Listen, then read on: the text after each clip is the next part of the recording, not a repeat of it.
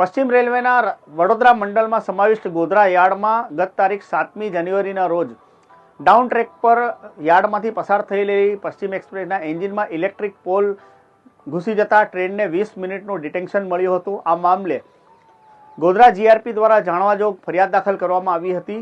જે મામલે ઘટનાને આજે 10 દિવસ વીતવા આવ્યા છે। અમે જ્યારે સમાચાર રેકોર્ડ કરી રહ્યા છે ત્યાં સુધી અમે જ્યારે જીઆરપીનો સંપર્ક કર્યો તો તેમના જણાવ્યા અનુસાર હાલ જાણવાજોગ ફરિયાદના આધારે અમે તપાસ કરી રહ્યા છીએ।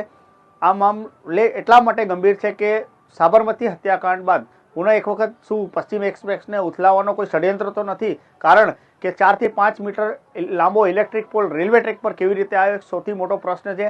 આ મામલે જીઆરપીના પીઆઈ નકુલનું શું કહેવું છે જોઈશું તેમના વોઇસ રેકોર્ડિંગમાં। એમાં તપાસ ચાલે છે। એ ટ્રેક ઉપર નતો મૂક્યો, એ સાઈડમાં હતો। ચોરી ભંગાર ચોરીનો થાંભલો હતો, એટલે કોઈ ભંગાર ચોરી કરતા છે, કોઈને જોઈ ગયા છે એટલે મૂકીને ભાગી ગયા છે।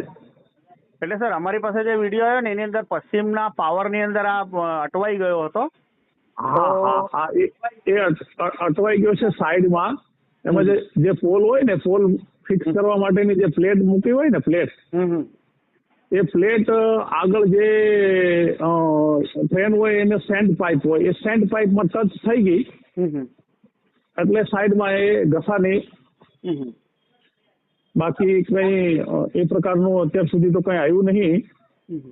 આમાં કઈ ગુનો દાખલ થયો છે સર? હા, તપાસ ચાલે છે।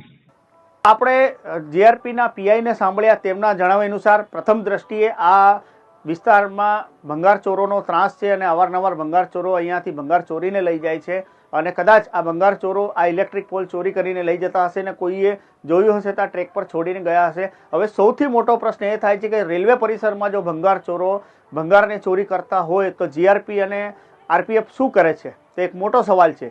બીજું કે રેલવે ટ્રેક પર ઇલેક્ટ્રિક પોલ મૂકવું એટલે એક પ્રકારે ટ્રેનને પાટા પરથી ઉથલાવવાનો પ્રયાસ જ કહી શકાય, કારણ કે અહીંયા જે પશ્ચિમ એક્સપ્રેસ આ તસવીરોમાં જોઈ રહ્યા છો, પશ્ચિમ એક્સપ્રેસના એન્જિનમાં જે પ્રમાણે આ 4 થી 5 મીટર આ ઇલેક્ટ્રિક પોલ ફસાયો છે।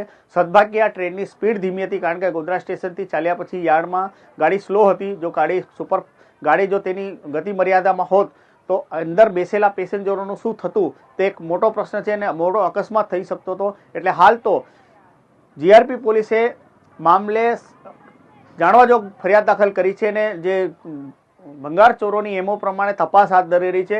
પરંતુ યશ પ્રશ્ન એ થાય છે કે રેલવેની આ પેસેન્જર ટ્રેનને ઉથલાવવાનો પ્રયાસ કહી શકાય તેવું છે, કારણ કે ઇલેક્ટ્રિક પોલ ટ્રેક પરથી મળ્યો છે, એન્જિનના પાવરમાં ઘૂસી ગયો હતો અને ઘટના બન્યાના 10 દિવસ બાદ પણ હજી સુધી પોલીસ કોઈ નક્કર કામગીરી સુધી નથી પહોંચી। એટલે આવનારા સમયમાં રેલવે, આરપીએફ, જીઆરપી અને રેલવે તંત્ર આ મામલો ગંભીરતાથી લે અને આવો બનાવ આવનારા કોઈ સમયમાં ન બને અને આ ઇલેક્ટ્રિક પોલ રેલવે ટ્રેક પર કોણ લાવ્યો તે દિશામાં તપાસ હાથ ધરી દોષિતો સામે કાર્યવાહી કરે તેવી લાગણી અને માંગણી હાલ ઉઠવા પામી છે।